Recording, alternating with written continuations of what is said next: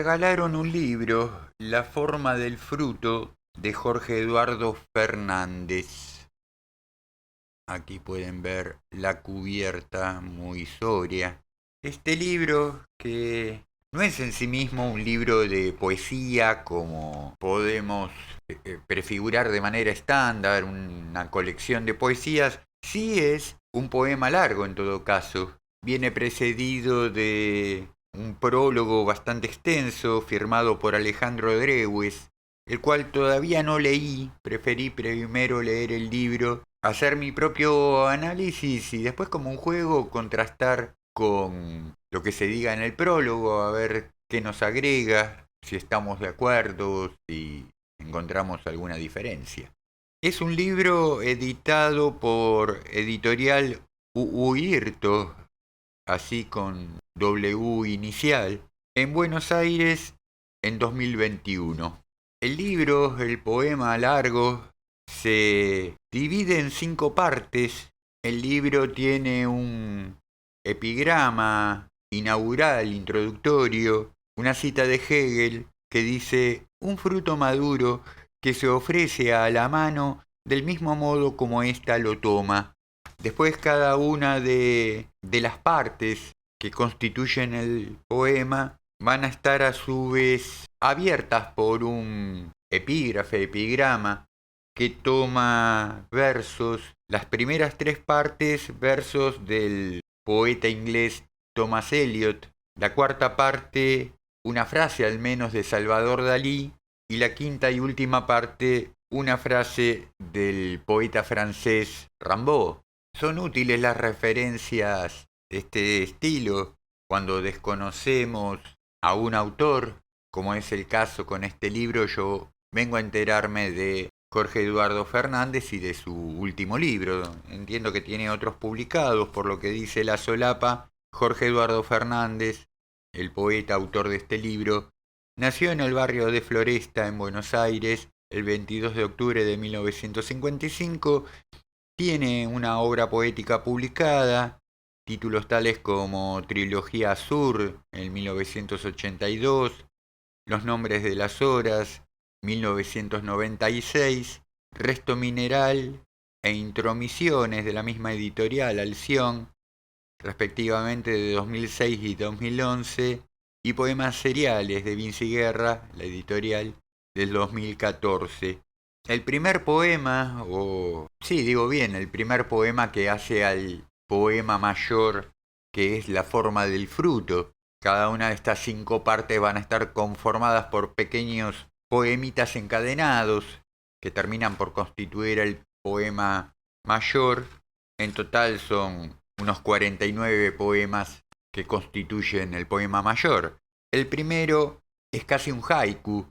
Dice: el tilo sigue estando allí y algo mece sus hojas, como si fuera el viento.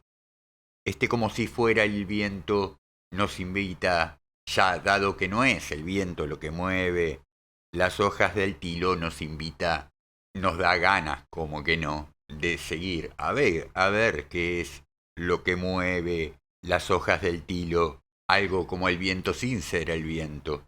Las formas del fruto no es un poema urbano, tampoco diría que es un poema rural, si bien en algún momento se menciona San Juan como el nombre de la provincia argentina, en algún momento se menciona a los hijos de la Puna. Por de pronto digo, no es el espacio de este poema, no es urbano, no es rural, sí parece ser natural, ¿por qué no un espacio de misterio? Metafísico, es un poema metafísico. Desde ya no voy a spoilear el libro.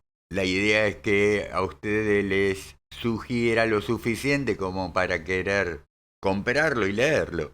El cuarto poema de la primera parte ya nos sitúa en otro lugar en relación con aquel tilo con que abre el poema. Dice: vigilia del primer día sin don ni obra, y el tilo sigue estando allí y perfuma. Yo aquí me hice una anotación, me remitió de alguna manera desde esa metaficidad de la que digo que este libro da cuenta, me remitió a cierta metafisicidad inscrita en El limonero real de José Luis Saer, si bien aquello no es un poema, es una novela. Textos literarios que más tarde, desde lo poético, incluso de lo prosaico, ¿por qué no podemos advertir que se encuentran? De manera sutil, los poemas nos orientan en la lectura a proseguir. En una relectura uno puede encontrar referencias a lo que viene, por lo tanto a lo que ya se leyó en algún momento. El poema 17, que está ya en la segunda parte, es uno de los que más me ha gustado, por eso se los voy a leer completo. Esto es mi cuerpo, objeto ante todo, yecto ante nadie, impuesto al signo del agua, destino que desnula sujeto tras el nombre, desnudez contenida, silenciada intemperie del grito. En lo que sigue vamos a encontrar alguna referencia bíblica, alguna referencia a Borges aún sin nombrarlo. El jardín de los senderos se pronuncia. La rosa, que sí, el jardín de los senderos, aún sin mencionar a Borges, ¿por qué no pensar la rosa del golem de pronto? Liberar al fruto del espectro de la rosa, se propone la voz lírica casi como una meta, un desafío tal vez. Con eso cierra la segunda parte, veremos si en adelante si logra liberar a ese fruto del espectro de la rosa. Es un libro que se toma su tiempo para desplegarse, para desarrollarse, se demora en algún sentido, sabe sembrar ahí señales, signos seductores para el que lee, para el que no conoce al autor inclusive. Aún en esa demora, de a poquito se van abriendo como interrogantes o se van previendo líneas de sentido que dan ganas de leer una paginita más. Y así llegamos a la tercera parte, que para mí es en la que alcanza el poema a estallar en su propia plenitud. Ya la tercera parte del libro a mí como lector me hace tomar mayor seguridad de lo que estoy leyendo, mayor seguridad sobre el gusto que me despierta lo que estoy leyendo. Tal vez hasta aquí decía, bueno, está muy bien, vamos a ver a dónde nos conduce. Y aquí ya nos trae a un lugar en el que uno puede decir, bueno, sí, es interesante lo que estoy leyendo. En la parte 4 del poema dedicado a una tal Martina, lo que sigue es un poema cantado a una niña y a su ángel. Una niña a la que evidentemente la voz lírica ama. Podríamos pensar que se trata de la hijita pequeña del poeta, de la voz lírica. Para esta parte ya advertimos que se sale de la referencia a Eliot y el libro entra entonces a referenciar más marcadamente el simbolismo, ¿no? En las frases de Dalí, la final de Rimbaud. Dalí me dirán, bueno, es surrealista. Rimbaud prefigura el surrealismo, pero tiene más que ver con el campo de lo simbólico. ¿Y por qué no pensar que Dalí, sobre todo en esta frase, Metamorfosis de un ángel, que hace referencia al cuadro de Dalí, Metamorfosis, donde creo que ahí más manifiestamente Dalí se comporta como un simbolista antes que como un surrealista? Eliot mismo puede ser pensado como un simbolista, me parece a mí. Antes dije que era un poeta británico, en realidad nació en Estados Unidos, en Missouri, pero de muy joven, a los 24 o 25 años, migra a Reino Unido, a Inglaterra, y finalmente creo que su obra está más referenciada, más relacionada con la literatura inglesa que con la literatura norteamericana. Yo no sabría decir si la poesía de Eliot realmente es representativa de la poesía simbólica, pero sí es de un alto contenido religioso, metafísico, y de algún modo esto entonces fácilmente pueda ser relacionado con el simbolismo. En todo caso sería algo que habría que pensar más en profundidad y darle un mayor despliegue en otro momento.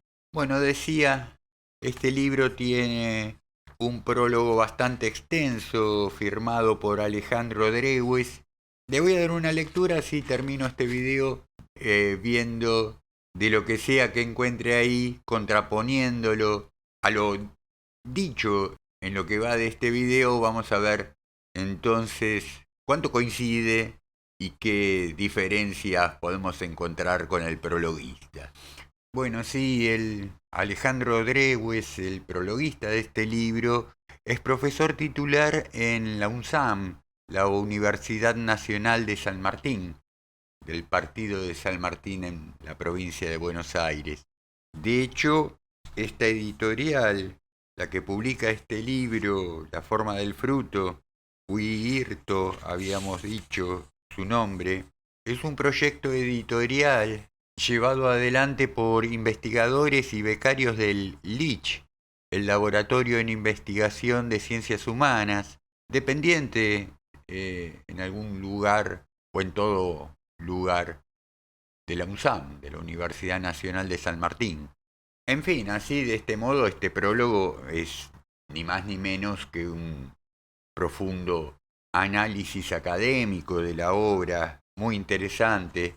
No hagan como yo en todo caso, que empecé por el libro y dejé para lo último el prólogo. Seguramente si ustedes comienzan por el prólogo, siendo que se trata de un autor tal vez no muy conocido por el común de los lectores, como sea, Drewes comienza por tratar aquel epigrama inicial, aquella cita de Hegel que abre el libro, advirtiendo que la idea, un fruto maduro que se ofrece a la mano del mismo modo como ésta lo toma, dicho por Hegel, gira en torno a la idea al problema clásico de la forma y la esencia, y entonces Drewes nos advierte que la misma escritura de Jorge Fernández nos lleva a su modo, dice, en un salto hacia atrás en el tiempo, al gran pasado helénico, en el que poetas y filósofos discurrían por sendas del pensamiento tanto más próximas. También encuentra Drewes referencia a la poesía de los antiguos maestros de la dinastía Tang en China. Bueno, tal vez aquella similitud que yo encontré entre el primer poema y la forma haiku tal vez no sea tan así, como si de cualquier manera en formas sintéticas, ideográmicas, orientales. Sí, tal vez Drewes hace mayor hincapié en momentos del poema donde él advierte angustia, desazón, desesperación, climas crepusculares. A mí no me pareció que en sí mismo en el tono del poema en general estuviera tan enfatizado. Sí, claro, hay, como en cualquier escrito, momentos de crisis o momentos críticos, momentos conclusivos, pero me parece que permanentemente el poema se está rehaciendo, reciclando, resignificando, en un camino cierto hacia algún grado de verdad objetiva, que tiene más que ver, me parece, con la confluencia hacia, llamémosle, el amor, hacia el símbolo, hacia el misterio. Claro, también el prologuista se detiene en su análisis en la referencia a Salvador Dalí y en su cuadro La metamorfosis de ángeles en mariposa. Profundiza el prologuista en ese sentido para desembocar luego en la frase de Arthur Rimbaud, alma centinela, que yo no quise pronunciar porque como primeramente aparece en francés y mi francés es 1000 veces peor que mi inglés, después al prologuista algo le recuerda, le hace pensar los versos de Rilke, dice aquí de la primera de las elegías del Duino. En fin, muy interesante también el prólogo de este libro, vuelvo a decir, una profundidad académica importante, un verdadero estudio de lo que se va a leer para los que empiecen por el prólogo. Con lo cual, me parece que el quien se decida a comprar y a leer Las formas del fruto, le queda en el estante una verdadera joyita de la literatura actual a la vez que argentina. En fin, espero que este video les haya resultado de agrado. Me dejan en la caja de comentarios sus reflexiones, sus propias referencias que hayan podido realizar a partir de lo dicho. Sin mucho más por el momento, mis queridas, queridos contertulios, nos vemos en el próximo video y me despido como les digo siempre, deseándoles estén pasando muy gratos momentos y teniendo hermosas lecturas. Hasta pronto.